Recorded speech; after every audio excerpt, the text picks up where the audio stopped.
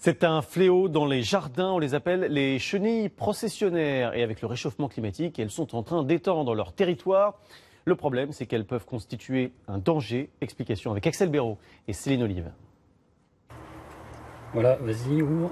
À l'intérieur de ce cocon, une cinquantaine de chenilles processionnaires en pleine croissance. Chaque automne, ces forestiers viennent les observer.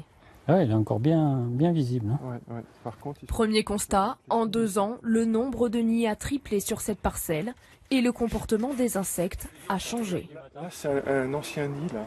On arrive à voir des processions à des périodes décalées.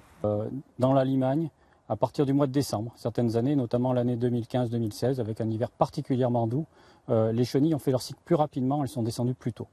À l'origine, les processionnaires étaient surtout présentes dans le sud et l'ouest de la France, mais depuis 10 ans, elles grignotent le nord du pays, colonisant de nouveaux départements.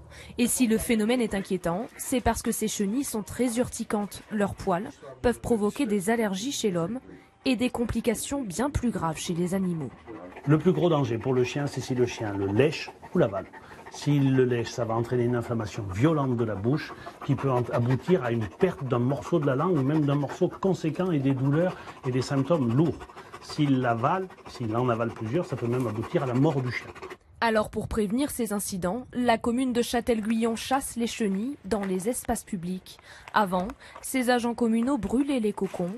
Désormais, ils installent des écopièges, des sacs qui empêcheront les chenilles de descendre jusqu'à terre. C'est très efficace, très efficace. En ce qui concerne le piégeage, par exemple à phéromones, sur l'arbre que derrière vous, l'année dernière, j'ai dû faire un piégeage d'à peu près de 450 mâles. Autre solution, la plus naturelle, les nichoirs à mésanges de petits oiseaux qui peuvent consommer 200 chenilles.